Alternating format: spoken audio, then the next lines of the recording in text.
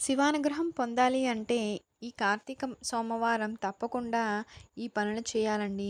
కార్తీక మాసంలో చేసే స్నానం, దీపం, పూజ, దానం విశేష ఫలితాలను కలిగిస్తాయి. శివ శివ అంటూ నామస్మరణ చేసిన, కార్తీక దామోదర అని అంటూ కీర్తించిన శుభ ఫలితాలనేవి కలుగుతాయనే చెప్పాలి. ప్రధానంగా ఈ కార్తీక మాసం నిత్యము కూడా భోళాశంకరుని నామం స్మరిస్తూ ఉంటాం. పురాణ కాలం నుంచి ఈ మాసం ఒక ప్రత్యేకత సంతరించుకుంది. హరిహరాదులకు ప్రీతిపాత్రమైన ఈ మాసం భక్త కోటి యావత్తు కఠిన నిష్ఠలతో చేపట్టే నోములకు ఎంతో ప్రాధాన్యత ఉంటుంది. ఈ మాసంలో సోమవారానికి ఉండే ప్రాధాన్యత అంతా ఇంతా కాదు. ఈశ్వరారాధనకు చాలా ముఖ్యమైనది. దేశం నలుమూలలా ఉన్న వివిధ ఆలయాల్లో రుద్రాభిషేకాలు, రుద్ర పూజలు, లక్ష బిల్వదళాలతో పూజలు, అమ్మవారికి లక్ష కుంకుమార్చనలు విశేషంగా జరుగుతూ ఉంటాయి.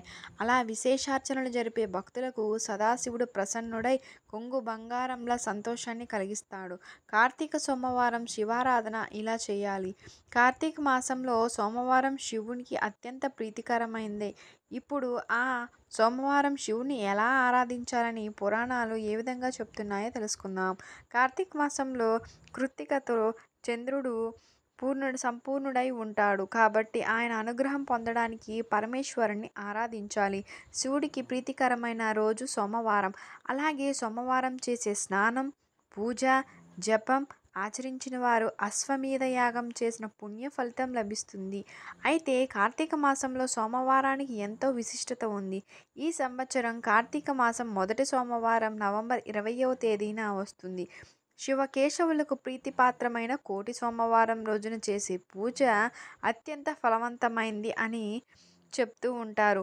శివాలయం సందర్శనం, అభిషేకం, ఉపవాసం లేక ఏకభుక్తం ఎవరి శక్తి మేరకు వారు ఆచరించడం మంచిది.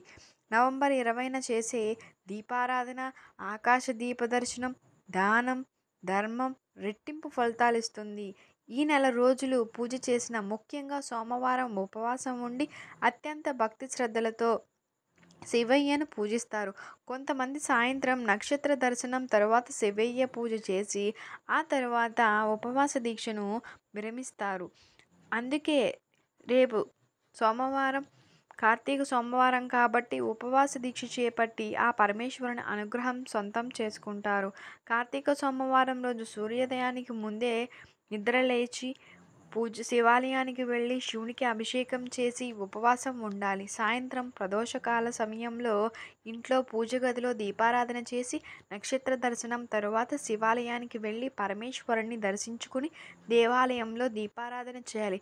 ఓం నమః శివాయ పంచాక్షరి మంత్రాన్ని పఠించాలి. ఆ తర్వాత భోజనం చేసి ఉపవాస దీక్షకు విరమించాలి. ఇలా చేయడం వల్ల కోటి సోమవారాలు చేసిన పుణ్య ఫలితం దక్కు.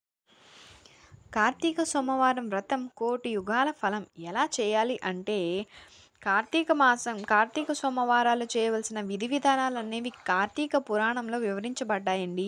కార్తీక సోమవారం నాడు 6 పద్ధతుల్లో ఏదో ఒక పద్ధతి అయినా కార్తీక సోమవారం వ్రతాన్ని చేస్తే పుణ్య ఫలితం దొరుకుతుంది, సద్గతులు ప్రాప్తిస్తాయని వశిష్ఠ మహర్షి వివరించారు. ఇక ఆ 6 పద్ధతుల గురించి మనం తెలుసుకుందాం. కార్తీక వ్రతం చేసే 1000 అశ్వమేధ యాగాల ఫలమండి. జనక మహారాజుకు వశిష్ఠుడు కార్తీక మాస మహత్యాన్ని వివరిస్తూ కార్తీక మాసంలో శివునికి అత్యంత ఇష్టమైన సోమవారం వ్రతాన్ని ఆచరించేవారు తప్పనిసరిగా కైవల్యాన్ని పొందుతారు అని, వారికి ముక్తి లభిస్తుంది అని చెప్తారు.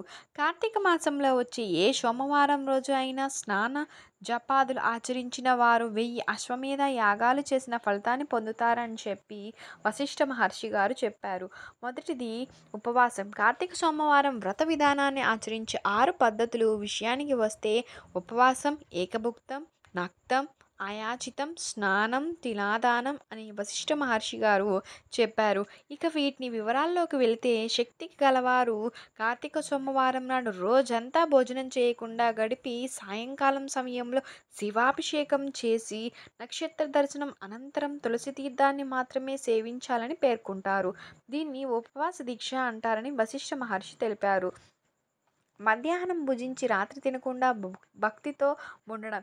ఇక ఏమీ తినకుండా కార్తీక సోమవారం దీక్ష చేయడం సాధ్యం కాని వాళ్ళు ఉదయం స్నానం, దానం, జపాలు యథావిధిగా చేసుకుని మధ్యాహ్నం భోజనం చేసి రాత్రి భోజనాలకు బదులు తులసి తీర్థం మాత్రమే తీసుకోవాలని వశిష్ఠులు తెలిపారు. దీన్ని ఏకభుక్తం అని, ఒక పూట భోజనం చేసి భగవంతుని మీద మనసు లగ్నం చేసి నిష్ఠగా పూజించాలని తెలుపుతారు. పగలంతా ఉపవాసం చేసి రాత్రి భుజించటం. ఇక మరొక విధానంలో పగలంతా ఉపవాసం చేసి ఏమీ తినకుండా రాత్రి నక్షత్ర దర్శనం తర్వాత భోజనానికి కానీ ఉపహారానికి కానీ తీసుకోవడం నక్తము అంటారండి అని వశిష్ఠులు వారు చెప్పారు. అంటే పూర్తిగా ఆహారం లేకుండా దీక్ష చేయడం, ఒక్కపూట మధ్యాహ్నం సమయంలో భోజనం చేసి రాత్రి భోజనం చేయకుండా వ్రతం చేయడం, రోజంతా తినకుండా రాత్రి సమయంలో భోజనం చేయడం ద్వారా కార్తీక సోమవార వ్రతం చేయొచ్చు అని సూచించారు. కార్తీక సోమవారం వ్రతానికి ఈ పనులు చేసినా చాలండి. ఇక మరొక విధానంలో భోజనానికి తాము ప్రయత్నం చేయకుండా ఎవరైనా భోజనం పెడితే ఆ భోజనాన్ని మాత్రం చేయడాన్ని అయాచితం అంటారు. ఈ విధానంలో కూడా కార్తీక సోమవారం వ్రతాన్ని చేయవచ్చు అని వశిష్ఠులు చెప్పారు. ఇక ఉపవాసానికి శక్తి లేనివారు స్నాన జపాదులు చేసినప్పటికీ సరిపోతుంది అని అంటారు.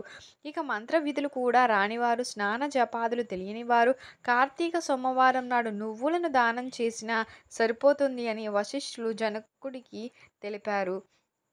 కార్తీక సోమవారం నాడు నిష్ఠగా ఈ 6 పద్ధతుల్లో దేనిని ఆచరించినా వారు ఖచ్చితంగా కైవల్యాన్ని పొందుతారు అని, శివ సాయుజ్యం లభిస్తుంది అని వశిష్ఠులు జనక మహారాజుకు బోధించారు. అందుకే అప్పటి నుండి కార్తీక సోమవారం వ్రతం